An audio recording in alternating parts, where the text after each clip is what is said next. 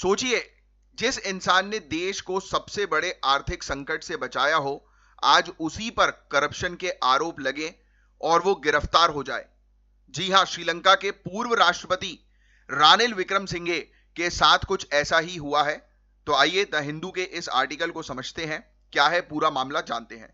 तो इसके पैराग्राफ 1 में हमें देखने को मिल रहा है कि श्रीलंका में हाल ही में एक बड़ी खबर ने सबको चौंका दिया। देश के पूर्व राष्ट्रपति रानिल विक्रमसिंघे को पुलिस ने गिरफ्तार कर लिया। उन पर आरोप है कि उन्होंने सरकारी पैसों का गलत इस्तेमाल किया। हालांकि बाद में उन्हें जमानत पर रिहा कर दिया गया। यह गिरफ्तारी ऐसे समय में हुई जब श्रीलंका में एक नई सरकार बनी है जो करप्शन को खत्म करने के वादे के साथ सत्ता में आई है।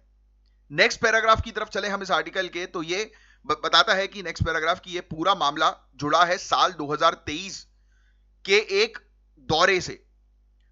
उस समय रानिल राष्ट्रपति थे और वो अपनी पत्नी मैत्री विक्रमसिंघे के साथ लंदन गए थे।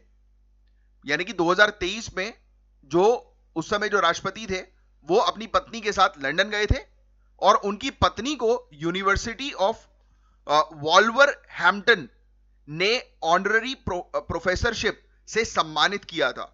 आरोप है कि यह एक निजी कार्यक्रम था, प्राइवेट फंक्शन था, लेकिन विक्रमसिंघे ने इस दौरे के लिए सरकारी खजाने से लगभग 1.5 करोड़ के ऊपर की श्रीलंकाई रुपए, यानी कि 1.5 करोड़ श्रीलंकाई रुपए के ऊपर की राशि, यानी कि अगर भारतीय मुद्रा में बात करें तो लगभग 50 लाख रुपए जो है वो खर्च किए। मतलब ये अपनी फैमिली के साथ लंदन गए थे और इनके ऊपर आरोप लग रहा है कि भाई तुम अपने प्राइवेट इवेंट के लिए जा रहे हो, प्राइवेट चीजें करने के लिए जा रहे हो, तो आपने 50 लाख रुपए जो है हमारे सरकारी जो रिजर्व है उससे क्यों निकाला। समझ रहे आप। तो जांच एजेंसियों का कहना है कि उन्होंने अपने निजी दौरे पर भी सरकारी पैसा इस्तेमाल किया और उनके बॉडीगार्ड्स का खर्चा भी सरकार ने उठाया।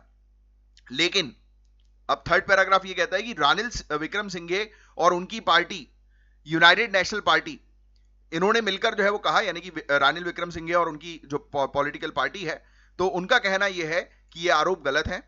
उनका पक्ष है कि ये दौरा उनकी आधिकारिक क्षमता में ही था, यानी कि ऑफिशियल कैपेसिटी में वो गए थे और उनकी पत्नी ने अपने आने जाने का सारा खर्चा खुद उठाया। उनका कहना है कि नई सरकार उन्हें परेशान कर रही है और यह मामला राजनीतिक बदले की भावना से प्रेरित है। तो यह गिरफ्तारी गाइस इसलिए भी महत्वपूर्ण है क्योंकि श्रीलंका में अब तक कई पूर्व राष्ट्रपतियों को पद से हटाने के बाद जांच का सामना करना पड़ा है, लेकिन रानिल विक्रमसिंघे पहले ऐसे कार्यकारी राष्ट्रपति हैं जिन्हें भ्रष्टाचार के आरोप में गिरफ्तार किया गया। तो जो ये नए राष्ट्रपति अभी जो हैं, क्या मुझे इनका कमेंट बॉक्स पे आप नाम लिखकर बता सकते हैं? अनुरा कुमारा दिसा नायके। इन्होंने भ्रष्टाचार विरोधी मुहिम को अपना सबसे बड़ा चुनावी वादा बनाया था, इसलिए इस गिरफ्तारी को उनकी मुहिम का एक बड़ा कदम माना जा रहा है। आखिरी पैराग्राफ में कहा जा रहा है कि आर्टिकल में कि रानिल विक्रमसिंघे एक बहुत ही अनुभवी नेता है। उन्हें 2022 के भयानक आर्थिक संकट के दौरान देश की कमान संभालने का श्रेय दिया जाता है।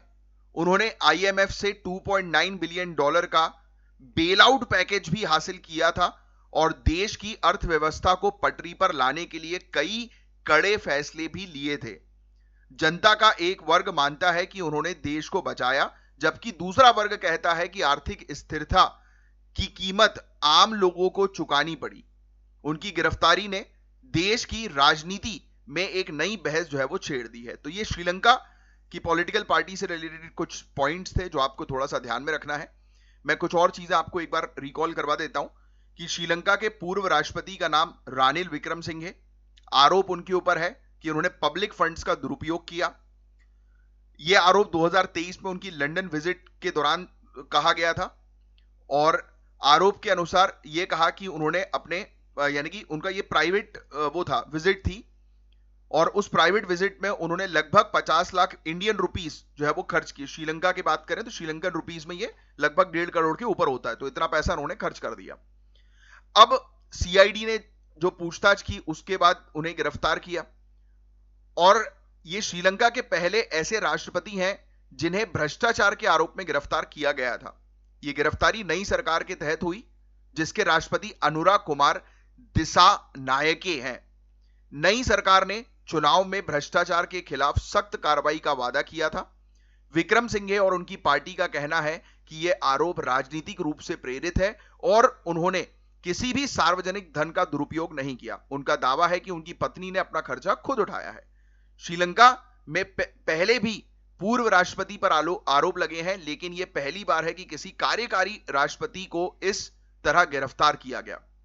उन्हें 2022 के आर्थिक संकट के दौरान देश को स्थिर करने और आईएमएफ से बेल आउट पैकेज प्राप्त करने का श्रेय भी दिया जाता है। तो ये पूरा ओवरऑल टॉपिक था गाइस। होपफुली आपको पूरी चीज इस टॉपिक से रिलेटेड अच्छे से समझ में आई हो।